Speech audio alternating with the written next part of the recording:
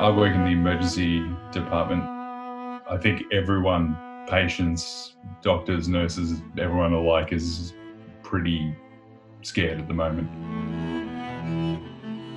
For months, Dr. Yianni Efstathiadis has been treating COVID patients in the emergency department of Melbourne's Northern Hospital.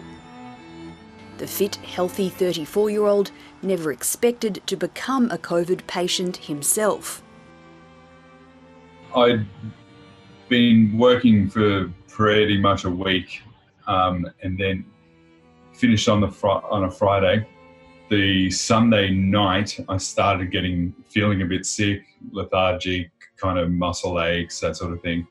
And then by Monday, started getting fevers and things. So I got myself swabbed for COVID.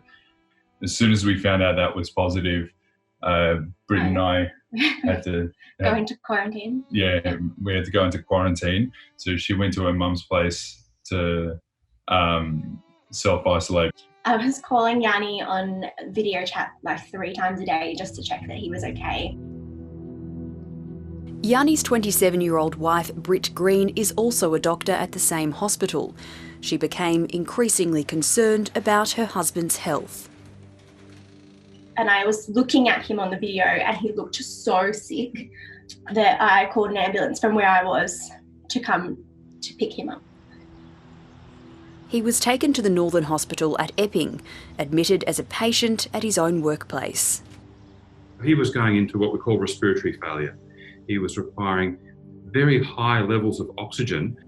Yianni's condition was deteriorating, and his fellow doctors knew they had to act fast. Put a breathing tube down his throat, and we had to put him on a mechanical ventilator. There is nowhere else you can go after intensive care. His lungs were not working.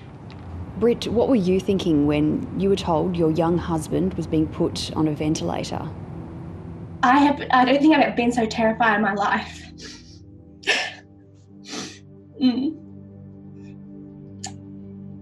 I had to tell our family because all of a sudden I was the next of kin.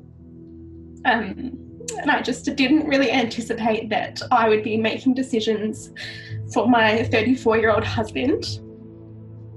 Having to call every single member of a family and tell them that is awful. As I was going towards ICU to get intubated, that was probably the most scary thing for me. That was the point as a doctor I was getting a bit started. That was when I started getting worried because I knew kind of where it was heading if it didn't get better. Even though I've seen that sort of stuff being done before, and I've actually put in tubes before as well. Being on the patient side, it was just, for me, it was just panic and fear. I was pretty scared that I might not see Yianni ever again. And that was terrifying. I don't know that I can summarise that experience in much more than it being just horrific. Every day I wake up and I was scared, every day. Yianni spent several days on a ventilator in intensive care before he recovered enough to go home. He's not sure where he got the virus, but thinks he probably contracted it at work. There's no clear-cut way to find out exactly who it was or how it happened, but most likely from one of the positive patients that I was treating. To know that a healthcare worker was an inpatient in our hospital was concerning. And then, of course, to hear that he had deteriorated to the point that he needed ICU was concerning. I think it brings it all home. It becomes very personal because this could be any one of us. Dr. Anthony Cross is the ICU director at the Northern Hospital where Yianni was treated. He's in his 30s. He's otherwise pretty fit and healthy. So this is a disease that affects young people, otherwise pretty healthy people. While in hospital, Yianni was treated with the drug heparin, which was administered via a ventilator as part of a global trial being led by Dr. Barry Dixon. The purpose of the trial is to establish whether inhaled heparin limits damage to the lungs. Successful trial would just provide another therapy that we can use to help them accelerate their recovery, make them more likely to get off the ventilator sooner, more likely to get home sooner, and all those things prevent them from getting other complications. Yianni Efstathiadis is still recovering at home and hopes to be back at work soon.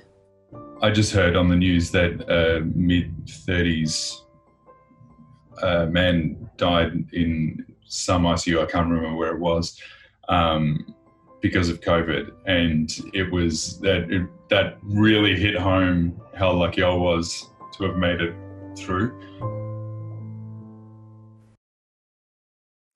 Hi, I'm Lee Sales. Thanks for watching this story. If you'd like to watch more of 730's stories, they are on the left of your screen. And tap on the button below to subscribe and get the latest from ABC News.